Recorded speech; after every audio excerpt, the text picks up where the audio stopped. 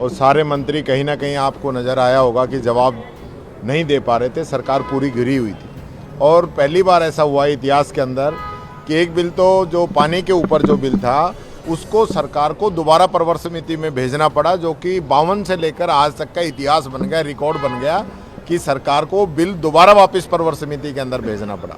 एक सत्र के दौरान 3 बिल इनको प्रवर समिति के अंदर भेजने पड़े, क्योंकि वो जनहितैषी बिल नहीं थे। जनता की जो फ़ायदा उससे होना चाहिए वो बातें उसके अंदर नहीं थी। और बड़े घोटाले करने के लिए कोटा के अंदर बड़ी ज़मीनें जो अलॉट करने के लिए बिल लेके आए थे वो भी इनको वापस लेना पड़ा। मैं ये कहना चाहूँगा, ये सरकार जब से बनी है, जो इश्यूज़ हैं, जो मुद्दे हैं जिन पे लोग चुन के आए थे, चाहे वो हरियाणा गुजरात के बराबर डीजल पेट्रोल करने की बात हो, चाहे गेहूं का समर्थन मूल्य 2700 रुपये करने की बात हो, चाहे किसानों को 12,000 किसान सम्मान निधि देने की बात हो, चाहे इन लोगों के द्वारा बाजरे की खरीद की बात हो, ये सारे मैं 4 ही पॉइंट बता रहा हूँ, ये पूरे कोई नहीं कर पाए।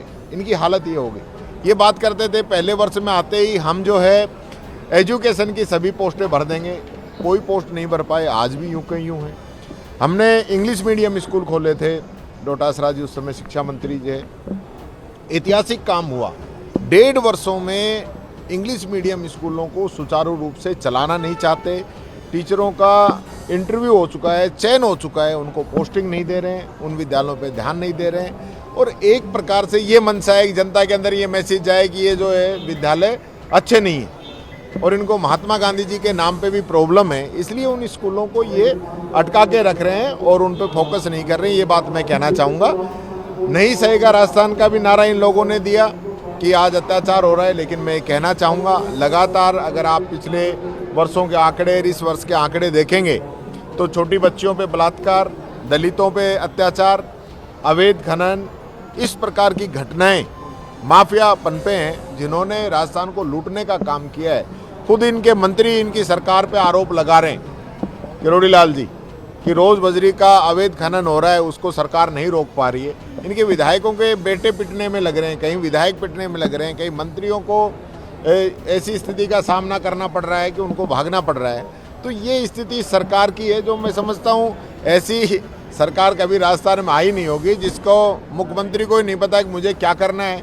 अभी डोटासरा जी ने जैसे कहा कि 3 लोग ओटीएस के अंदर बैठ रहे हैं, किस नियम, किस कानून, किस संविधान के तहत बैठ रहे हैं। यही बात तो हम कह रहे हैं कि ये लोग संविधान को मानने वाले लोग नहीं, जिनको जनता ने नकार दिया उनको बैकडोर से आप बैठा के उनसे कानूनों के अंदर इंटरफेयर करवा रहे हो, तो ये तो कोई बात हुई नहीं।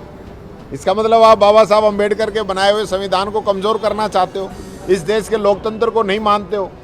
पंडित जवाहरलाल नेहरू, महात्मा गांधी ने जो इस देश की मजबूती के लिए काम किए उनको नहीं मान रहे हो। अभी लोकसभा के अंदर क्वेश्चन लगा कि ईडी ने कितनी कार्रवाई की नेताओं के ऊपर, जवाब आया कि 193 और उनमें चालान कितना पेश हुआ, 2। यानी कि आप जिस प्रकार से पिछले 11 वर्षों से रंजिशन विपक्षी नेताओं को फंसाने का काम कर रहे हो, वो अब जनता के सामने आ चुका है कि चुनाव शुरू होना है तो ईडी, इनकम टैक्स और सीबीआई पहुंच जाएंगे ताकि नेता डरें और वो लोग चुनाव जीते। ये बात मैं कहना चाहूँ। ताज़ा खबरों के लिए विजिट करें द फैक्ट इंडिया की वेबसाइट और डाउनलोड करें द फैक्ट इंडिया ऐप।